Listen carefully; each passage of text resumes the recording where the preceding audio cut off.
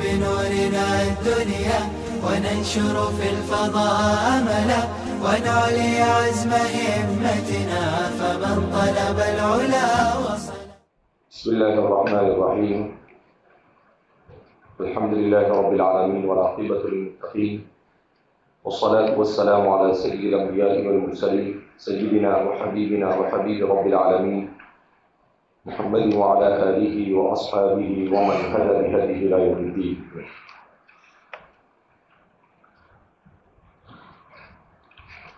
گزشتہ کل اپنے اہل اور اپنی باندی کو دین سکھانے کے سلسلے میں انسان کو ذمہ دارانہ کام لینا چاہیے، اس پر گفتگو کی گئی. آج یہاں آنے سے پہلے مجھے یاد آیا کہ حکیم الامت مجدد ملت حضرت تھانوی رحمۃ اللہ علیہ نے عصری تعلیم کے حصول کے لیے کون کون سی چیزیں شرط ہے، اس پر حضرت نے کسی جگہ پر گفتگو کی تو مناسب سمجھا کہ اسے آپ حضرات کے سامنے ذکر کر دیا جائے. یہ شاہراہ علم میں حکیم فخر الاسلام صاحب نے 1428 میں ربیع الاول کے مہینے میں ان کے کچھ مضامین ہم نے شامل کروائے تھے. اس میں ایک مضمون تھا بڑا قصور کالجوں کے اس لادینی ماحول کا ہے جس میں ہماری نئی نسل پلتی اور ڈھلتی. کہ سب سے بڑا مسئلہ جو ہے وہ نصاب اور نظام سے بھی زیادہ ماحول کا ہے. الانسان ابن البیئہ، انسان ماحول کا پروردہ ہے. اس کو جیسا ماحول ملتا ہے اسی ماحول میں انسان ڈھل جاتا ہے. اسی لیے نبی کریم صلی اللہ علیہ وسلم کا ارشاد مبارک ہے کل مولود یولد علی الفطرہ فابواہ یہودانہ ویمجسانہ وینصرانہ. تو اس حدیث کا مطلب بھی یہی ہے کہ ہر پیدا ہونے والا بچہ دنیا میں اسلام کے ساتھ آتا ہے، مگر جب وہ ماحول میں یہودیت کو پاتا ہے تو وہ یہودی بن جاتا ہے. جب وہ گھر میں ماحول نصرانیت کا پاتا ہے تو نصرانی بن جاتا ہے. جب وہ گھر میں ماحول ہندو کا پاتا ہے تو وہ ہندو بن جاتا ہے. سکھ کا پاتا ہے تو سکھ بن جاتا ہے. بودھ کا پاتا ہے تو بودھ بن جاتا ہے. بریلیت کا پاتا ہے تو بریلی بن جاتا ہے. غیر مقلدیت کا پاتا ہے تو غیر مقلد بن جاتا ہے. تو یہ سب ماحول کے اثرات ہیں. ایسے ہی کالجوں میں چونکہ ماحول سب سے خطرناک چیز ہے اور انہوں نے ماحول ہی ایسا بنایا ہے کہ جس ماحول میں جا کر ہمارے بچے بگڑ جاتے ہیں. تو حضرت تھانوی رحمۃ اللہ علیہ کے حوالے سے اس میں لکھا ہے غالباً شملہ کی کسی کالج میں حضرت تھانوی رحمۃ اللہ علیہ کا بیان ہوا. مخاطب کالج کے لڑکے اور اساتذہ تھے. اس بیان میں حضرت رحمۃ اللہ علیہ نے جدید تعلیم سے پیدا شدہ شبہات کا ذکر فرما رہے تھے جو اسلام کے اصول اور فروع کے متعلق اکثر لوگوں کو پیش آتے ہیں. حضرت نے فرمایا کہ ان شبہات و اشکالات میں صرف نصاب تعلیم ہی کا قصور نہیں، بڑا سبب وہ کالجوں کا لادینی ماحول ہے جس میں ہماری نئی نسل پلتی اور ڈھلتی ہے، جس کی وجہ سے قلوب میں اللہ تعالیٰ اور اس کے رسول صلی اللہ علیہ وسلم کی وہ عظمت و محبت باقی نہیں رہتی جو ایمان کے لیے ضروری ہے. اور یہ عظمت و محبت بزرگوں کی صحبت و مجالست سے نصیب ہوتی ہے. جدید تعلیم کے اثر سے دین کے باب میں جو شبہات پیدا ہوتے ہیں اس سے بچنے کا طریقہ ارشاد فرماتے ہیں کہ بزرگ علماء و صلحاء کی مجلسیں بحمد اللہ ہر جگہ کچھ نہ کچھ قائم ہیں. کچھ دن اس ماحول میں رہنے کی عادت ڈالے اور زیادہ نہیں تو اپنی تعطیلات کا کچھ حصہ ہی اس کام کے لیے خرچ کریں. اگر وہ ایسا کر لیں گے تو مجھے امید ہے کہ شبہات کا بیج ہی دلوں میں سے نکل جائے گا اور خود بخود صحیح جواب سمجھ میں آنے لگے گا۔ یہ مجالس حکیم الامت میں مفتی محمد شفیع صاحب نے ملفوظات حکیم الامت کے تحت جلد نمبر 24 صفحہ نمبر 63 پر اس کو ذکر کیا ہے۔ تو حضرت کا یہ کہنا تھا، چونکہ حضرت جس دور کی بات کر رہے ہیں یہ یوں سمجھیے کہ انگریزی تعلیم کے مسلمانوں میں بڑھنے کا ابتدائی دور تھا، لہذا حضرت نے اس چیز کو بھانپ لیا تھا کہ نصاب اور نظام کے ساتھ ساتھ ماحول بڑا خطرناک ہے۔ اب اس وقت حضرت نے جو تجویز دی وہ بالکل صحیح کہ بھائی کم از کم آپ لوگ اپنی چھٹیوں میں اور کچھ دنوں کے اندر تھوڑے تھوڑے وقفے سے آپ صالحین کی صحبت اختیار کرو، یا ایھا الذین آمنوا اتقوا اللہ وکونوا مع الصادقین۔ تو آپ کے ذہن و دماغ میں اس ماحول کی وجہ سے، اس نصاب اور نظام کی وجہ سے جو شبہات آ سکتے ہیں، جب اس ماحول میں آؤ گے تو اولاً تو شبہات آئیں گے نہیں، ثانیاً اگر آئے تو آپ ان بزرگوں سے پوچھ لیں گے تو آپ کے مسئلے کیا ہو جائیں گے، حل ہو جائیں گے۔ لیکن اللہ رب العزت نے اس سلسلے میں سب سے عظیم خدمت والد بزرگوار خادم القرآن والمساجد حضرت مولانا غلام محمد دستانوی نور اللہ مرقدہ سے لی کہ آپ نے اس کا پرماننٹ سولوشن تلاش کیا کہ اس کا پرماننٹ حل کیا ہو سکتا ہے۔ تو اس کا پرماننٹ حل یہ ہے کہ ہم بچوں کو ماحول ہی اسلامی فراہم کریں۔ بچوں کو ماحول کون سا فراہم کرے؟ تو ماحول کی وجہ سے جو بگاڑ آنا چاہیے وہ بگاڑ بچوں میں، اور الحمدللہ ہم دیکھ بھی سکتے ہیں کہ کالج کے بچے، ابھی اس دن میں گیا تو وہاں پر مجھے بتایا گیا کہ تقریباً 1000 بچے ڈاکٹر بنے، جس میں سے 72 بچے ایسے بنے جنہوں نے حفظ بھی کیا اور ڈاکٹر بھی بنے۔ مجھے بھی معلوم نہیں تھا، وہ مجھے سامنے ریکارڈ رکھا تو پتہ چلا۔ تو اب ایسے کتنے بچے ہوں گے؟ تو اب یہ ماحول کا اثر ہے۔ کتنے، ایک مرتبہ والد صاحب کے پاس میں بیٹھا تھا، کافی 10-12 سال پہلے کی بات ہے، تو ایک بمبئی سے ایک صاحب آئے اور کہا کہ مولانا اللہ آپ کو جزائے خیر دے۔ والد صاحب نے کہا کہ خیریت تو ہے۔ کہا کہ ہمارے بچے کو ہم نے آپ کے کالج میں BOMS میں ڈالا، ہمارا مقصد یہی تھا کہ بچہ بڑا آوارہ تھا، نماز نہیں، صلاۃ نہیں، کچھ نہیں، دین سے بہت دور تھا۔ کہا وہ جب 2-4 مہینے کے بعد گھر آیا تو اس کی پوری زندگی بدل چکی تھی۔ کہا کہ اب صورتحال یہ ہے کہ بچہ گھر میں سب کو روزانہ صبح آتا ہے تو تہجد کے لیے اٹھاتا ہے۔ جو بچہ نماز نہیں پڑھتا تھا وہ بچہ کیا کرتا ہے، پورے گھر کو ہمارے تہجد بنا، یہ بول کر انہوں نے رو دیا اور کہا کہ الحمدللہ میں اور پوری امت کی طرف سے آپ کا اس پر جتنا بھی شکر ادا کروں کیا ہے، کم ہے۔ تو یہ ایک غیر محسوس امت پر بڑا عظیم احسان ہے جو والد صاحب نے کیا۔ بہرحال حضرت حکیم الامت نے تعلیم انگریزی کی ضرورت اور عدم ضرورت کے متعلق 3 اہم سوال کیے، چنانچہ فرماتے ہیں انگریزی پڑھنے سے نیت کیا ہے؟ ان لوگوں سے سوال کی کہ حضرت کالج والوں سے بات کر رہے ہیں۔ نمبر 2، انگریزی پڑھنے کے قواعد کیا ہیں؟ انگریزی پڑھنے کی قواعد کیا ہے؟ نمبر 3، کورس کیا ہے؟ کون سا کورس آپ کو پڑھایا جا رہا ہے؟ انفاس عیسیٰ حصہ 2 صفحہ 350 کہ انہیں بتاؤں انگریزی تعلیم کا حکم کس پر موقوف ہے۔ یعنی حضرت اب یہ بتانا چاہ رہے تھے کہ بھئی انگریزی تعلیم پڑھنے پڑھانے یعنی جدید تعلیم کا حکم کس پر موقوف ہے۔ آگے حکیم الامت مجدد ملت حضرت مولانا اشرف علی تھانوی نور اللہ مرقدہ کا فتویٰ ملاحظہ فرمائے، مسلمان کے لیے انگریزی سیکھنا اور سیکولر اداروں میں سیکولر تعلیم حاصل کرنے کا کیا حکم رکھتا ہے؟ مسلمانوں کے لیے انگریزی سیکھنا اور سیکولر اداروں میں سیکولر تعلیم حاصل کرنا کیا حکم رکھتا ہے؟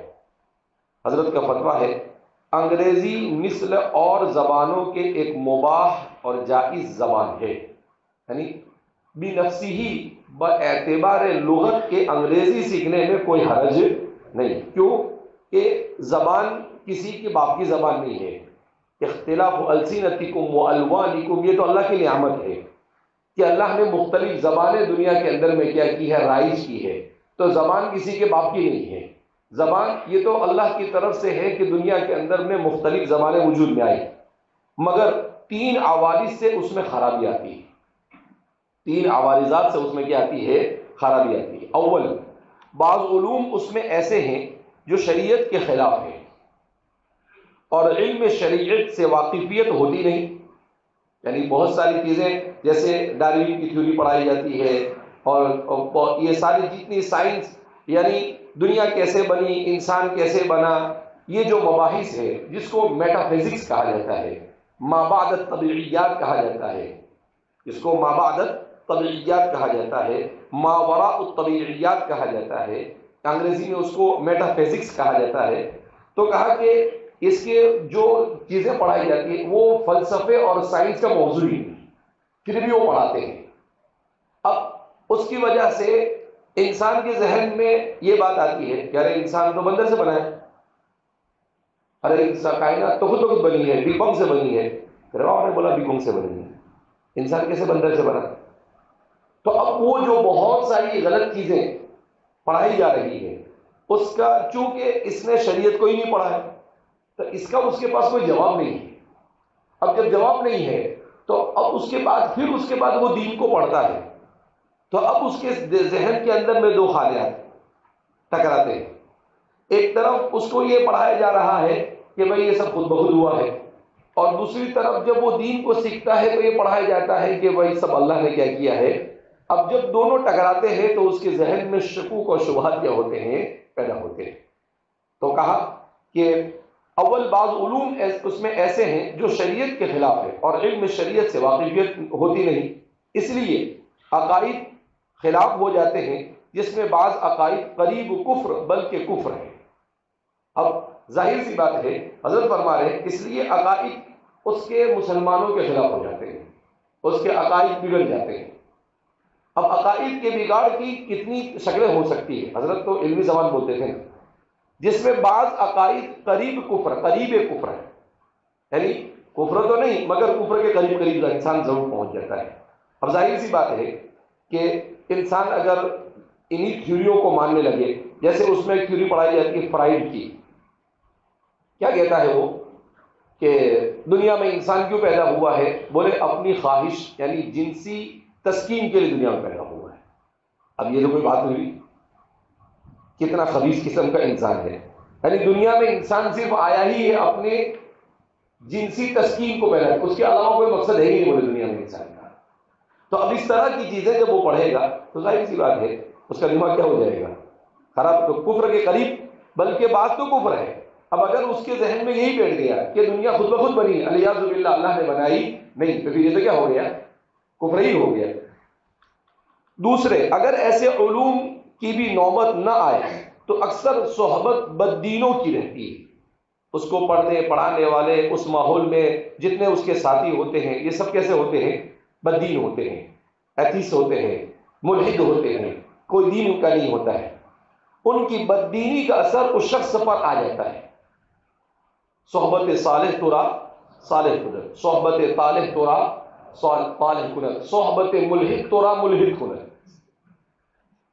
کہ ملحد کی صحبت تجھے کیا بنا دے گی، ملحد بنا دے گی.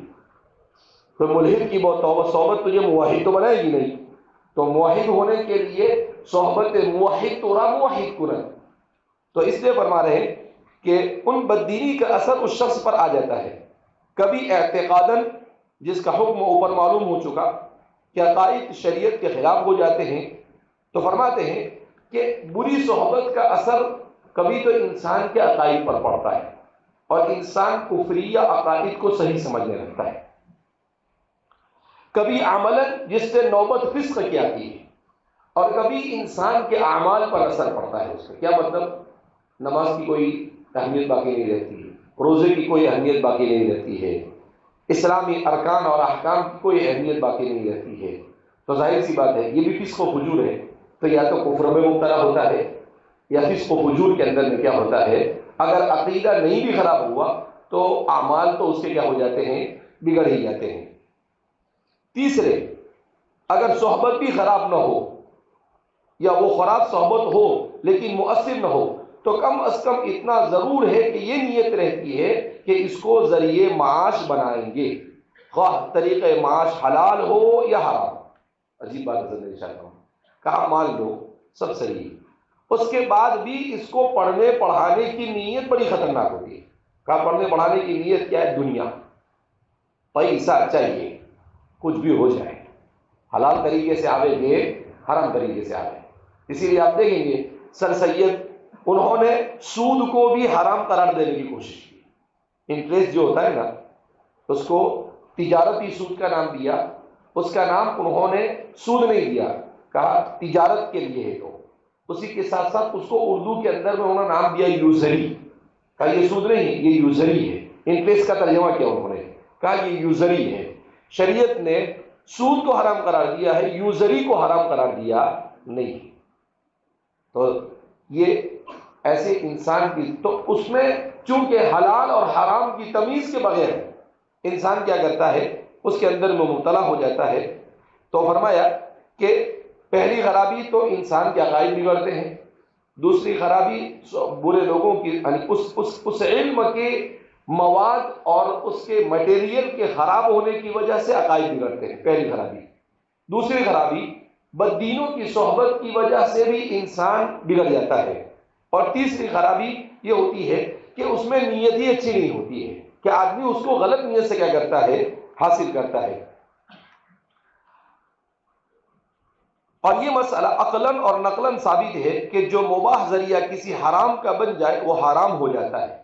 یعنی اگر آپ کی نیت یہ ہو کہ بھائی پیسہ آنا چاہے حلال طریقے سے چاہے حرام طریقے سے آئے، اس نیت سے اگر آپ اس علم کو حاصل کر رہے ہیں، تب تو جو چیز حرام تک پہنچانے والی ہے وہ بھی حرام ہو جاتی ہے۔ جو چیز حرام تک پہنچانے والی وہ بھی کیا ہو جاتی ہے، حرام۔ پھر ایسا عزم جو معاصی قلب سے ہے، یعنی دل کا ارادہ اور عزم اس گناہ کے ساتھ شریک ہے کہ طریقے معاش خواہ حلال ہو یا حرام جو بھی ملے اسی ذریعے معاش بنا، اسی کو ذریعے معاش بنا لیا جائے گا، تو اس صورت میں فسق ظاہری کے ساتھ ساتھ فسق باطنی میں بھی مبتلا ہو جاتا ہے۔ ابھی بچہ ہی کیا کفر میں مبتلا ہوا، فسق ظاہری میں مبتلا ہوا، فسق باطنی میں مبتلا ہوا، تو مسلمان رہا ہی نہیں۔ اسی لیے ایک انگریز ایک مرتبہ مولانا ضیاء الرحمن فاروقی کہتے ہیں کہ فلائٹ کے اندر میں ملاقات ہو گئی ایک عیسائیت کے داعی سے، تو گفتگو کرتے کرتے میں نے اس سے کہا کہ آپ لوگ لاکھوں کروڑوں روپے خرچ کرتے ہو اسکولوں، ہسپتالوں، کالجوں، یونیورسٹیوں کے بنانے میں، مسلمان عام طور پر اتنے آسانی کے ساتھ مرتد تو ہوتا نہیں ہے، پھر آپ کیوں یہ سب کچھ کرتے ہو؟ تو اس نے کیا جواب دیا، ٹھیک ہے مسلمان مرتد نہیں ہوتا لیکن مسلمان بھی تو باقی نہیں رہتا ہے۔ کیا بولا اس نے؟ مسلمان بھی تو باقی رہتا۔ یہ حضرت جو باتیں بیان کر رہے ہیں بالکل صحیح ہے، ایسا ہی ہوتا ہے۔ ان عوارض ثلاثہ کی وجہ سے گاہے کفر و الحاد تک، گاہے فسق باطنی تک نوبت پہنچ جاتی ہے۔ یعنی ان تین وجوہات کی بنیاد پر انسان یہ کفر تک کیا ہو جاتا ہے، پہنچ جاتا ہے۔ لہذا اب یہ تو حضرت نے اصولی بات کی کہ بھائی ہم انگریزی زبان کے سیکھنے سکھانے کو حرام نہیں کہتے، یہ تین چیزوں کی اگر اس میں اصلاح ہو جاوے کہ صحبت اچھی کر لی جاوے، نیت صحیح کر لی جاوے، اور جو غلط چیزیں پڑھائی جاتی ہے ان غلط چیزوں کو یا تو صحیح کر دیا جاوے یا پھر ان غلط چیزوں کو پڑھاتے وقت اس کا تدارک کر دیا جاوے، یہ تین چیزیں کر دی جاوے تو پھر گویا کہ اس زبان کے سیکھنے سکھانے کے اندر میں کوئی حرج شرعی اعتبار سے ہونا چاہیے نہیں۔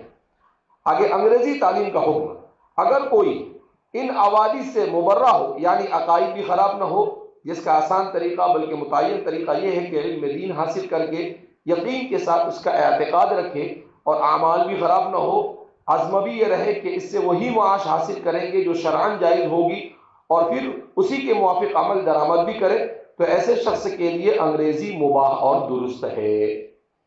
کہا پہلے اچھے سے دین سے، اسی لیے ہمارے والد صاحب نور اللہ مرتضی فرمایا کرتے تھے مسلمان ڈاکٹر بنے، انجینئر بنے، مسلمان سب کچھ بنے، مگر سب سے پہلے وہ سچا اور پکا مسلمان بنے۔ سب سے پہلے وہ کیا بنے؟ سچا اور پکا مسلمان بنے۔ جب اللہ کسی سے کام لینے پر آتا ہے تو ایسے ہی کام لیتا ہے، کیونکہ ہمارے والد صاحب کا سلسلہ بھی حضرت تھانوی سے ملتا تھا.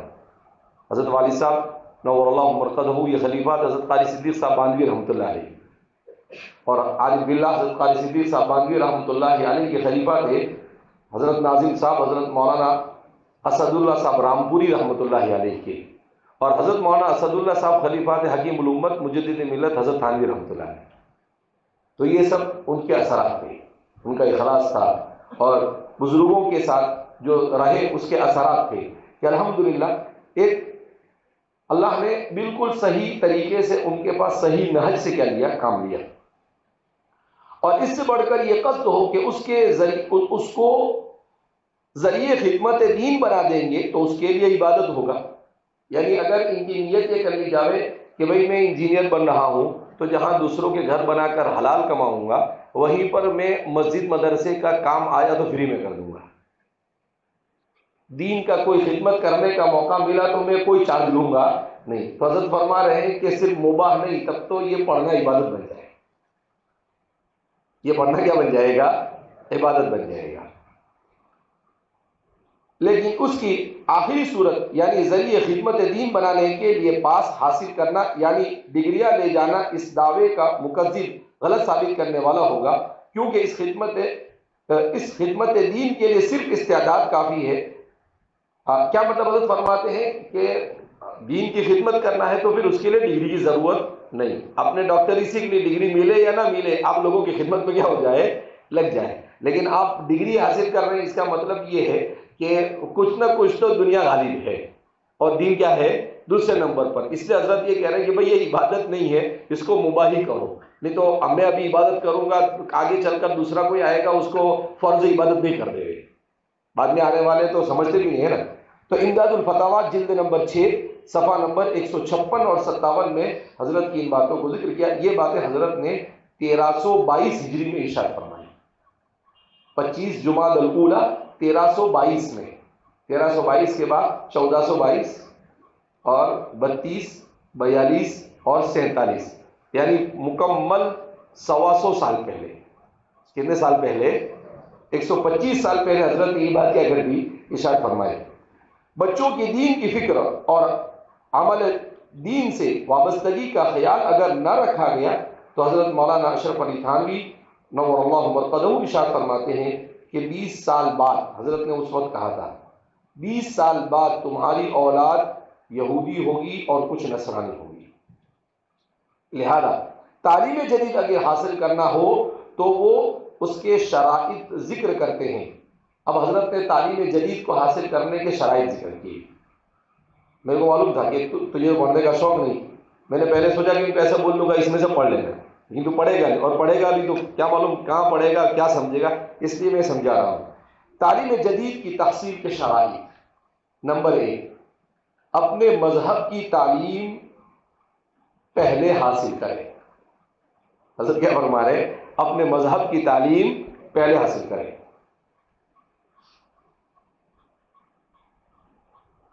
نمبر 2، کسی عالم کے مشورے سے کورس مقرر کر کے مطالعہ کریں. کہا دین بھی اپنی مرضی سے نہیں پڑھے، نہیں تو کہیں جماعت اسلامی بن جائے گا، کہیں کیا بن جائے گا، وحید الدین خان کی طرف چلا جائے گا، کہیں غامدی کی طرف چلا جائے گا، کہیں انجینئر مرزا ملعون کی طرف چلا جائے گا، تو کہیں بھی چلا. اس لیے حضرت بڑے نباز آدمی تھے نا، حکیم الامت نہیں کہا ایسے حضرت کو. کسی عالم کے مشورے سے کورس مقرر کریں. نمبر 3، علماء حقانی کی کتابیں مطالعے میں رکھیں. علماء حقانی کی، علماء حقانی لکھا، کسی کی بھی علام تلام کتابیں پڑھے نہیں. کہا علماء حقانی کی کتابوں کو مطالعے میں رکھے، یعنی دین کی کتابیں بکثرت پڑھتا رہے. علماء حقانی کی کتابیں مطالعے میں رکھے. نمبر 4، علماء حقانی کی صحبت میں آمد و رفت رکھے. علماء حقانی کی صحبت میں آمد و رفت رکھے.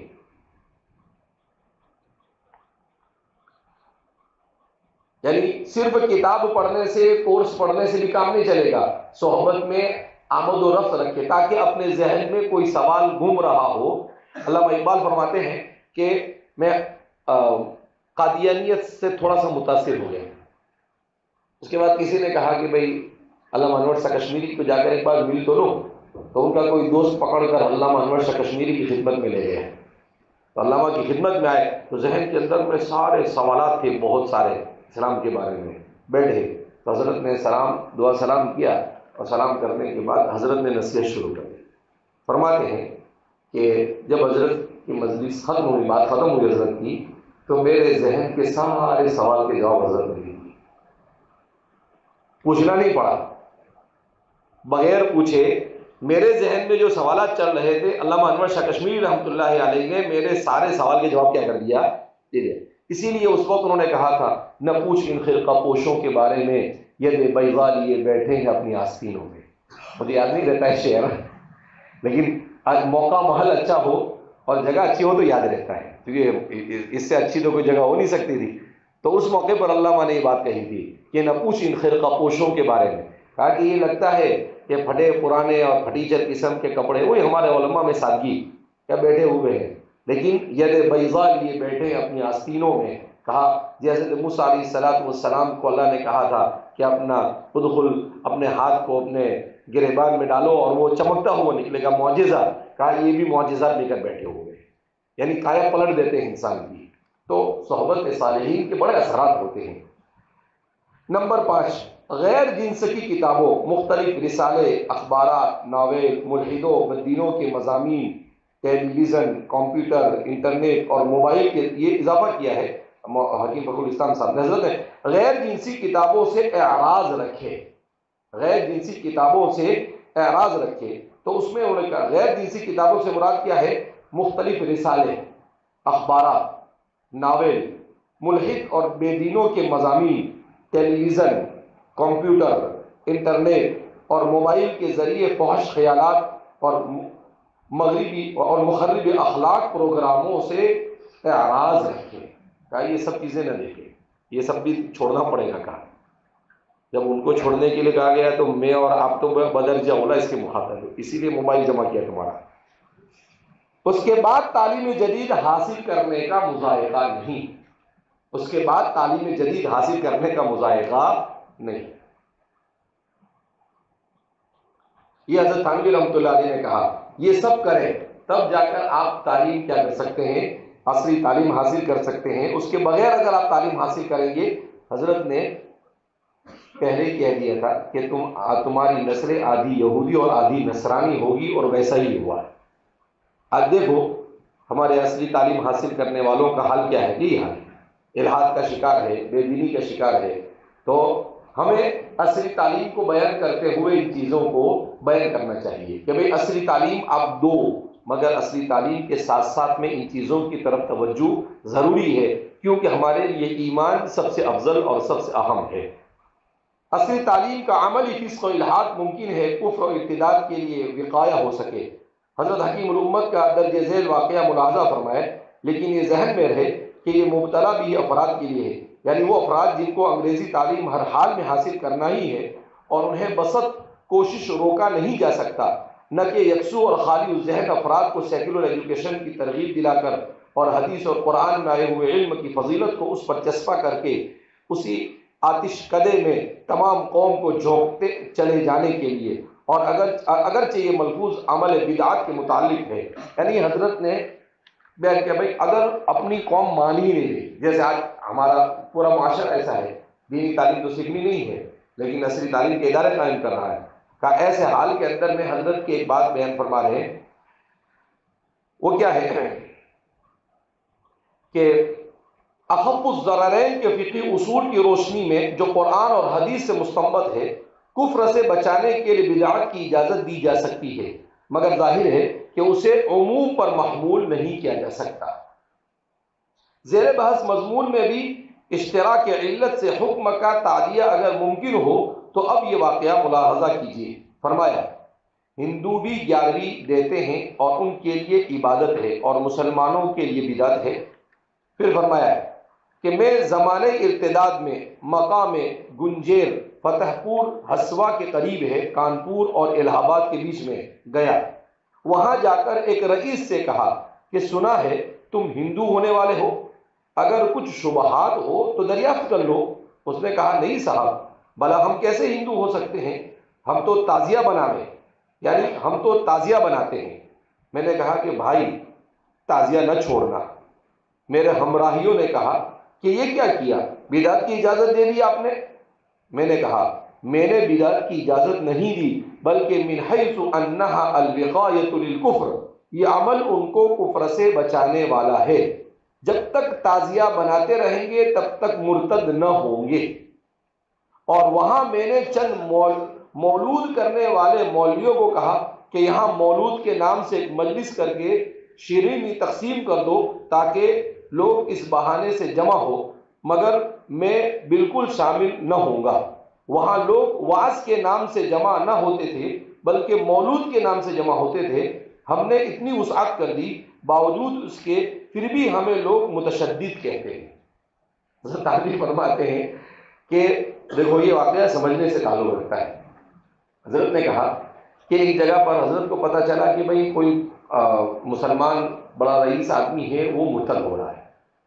تو حضرت اس کے پاس گئے اور کہا کہ بھئی ہم نے سنا تم مرتد ہو رہے ہو۔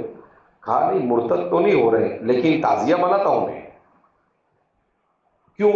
اس لیے کہ وہاں کے مولویوں نے یہ کہہ دیا تھا کہ تعزیہ بنانا بدعت اور شرک ہے، تو اس وجہ سے اس نے حضرت کے سامنے بات رکھی۔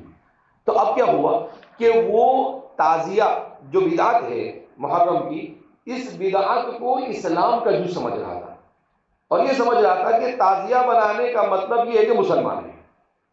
اب حضرت اگر اس میں کہہ دیتے کہ نہیں نہیں تعزیہ بدعت بنانے کا نہیں، تو اس کے مرتد ہونے کا یقینی شبہ تھا۔ تو حضرت نے اس کو کہا بھائی تعزیہ چالو رکھ۔ حضرت نے کیا کہا، اس کو تعزیہ بنانا چالو رکھ۔ تو لوگوں نے کہا حضرت کے ساتھ کہ حضرت یہ آپ نے بدعت کی اجازت دے دی۔ تو حضرت نے کہا کہ بھائی اس کو اگر میں تعزیے سے روک دیتا تو یہ اسلام سے نکل جاتا، تو کم از کم ایک بدعت کے ذریعے کفر سے اسے روکا جا رہا ہے، پھر اس پر محنت کر کر دوبارہ اس کو کا مسلمان کیا کر لیں گے ہم، لیکن ابھی تو کفر سے کیا ہو جائے، وہ بچ جائے۔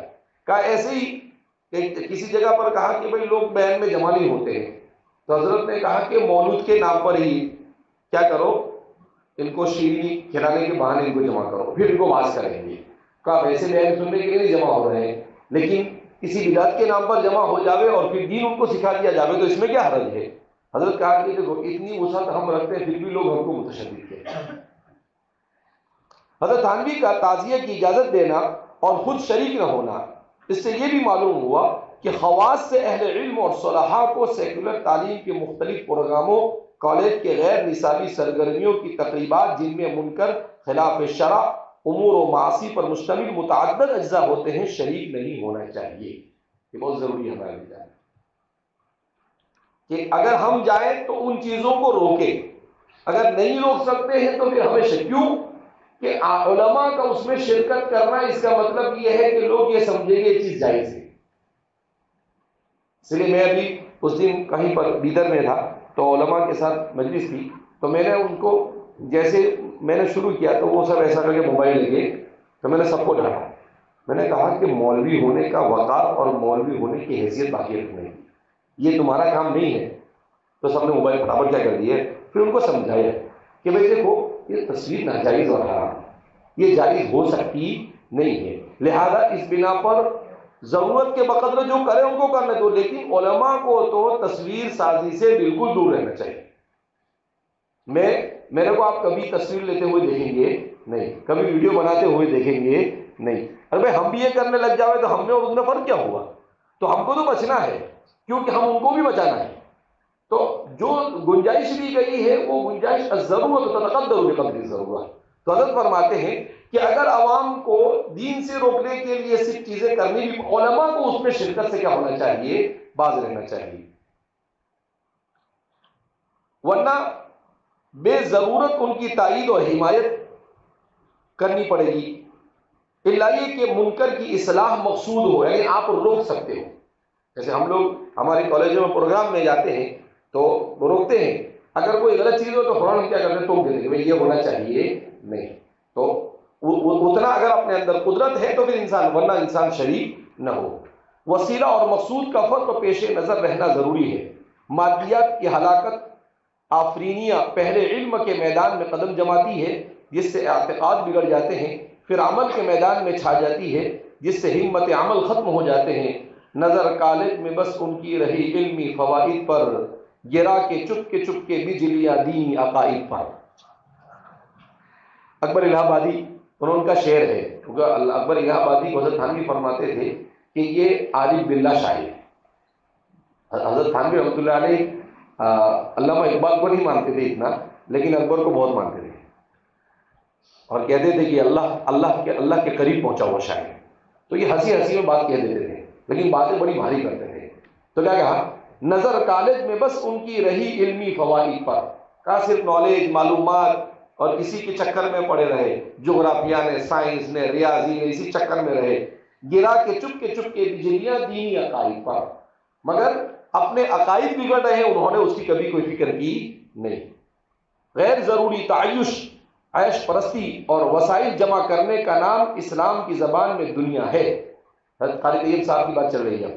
غیر ضروری تعیش، عیش پرستی اور وسائل جمع کرنے کا نام اسلام کی زبان میں دنیا ہے، جس کے دلدادہ کو احمق اور بیوقوف بتلایا گیا ہے۔ الا انہم هم السفہاء۔ اور دنیا سائنس اور محفل چار عناصر کے تصرفات کو اسی حد تک حاصل کرنے کی اجازت زبان نبوی پر دی گئی ہے جس حد تک مذہبی مقاصد میں ان کی ضرورت ہو۔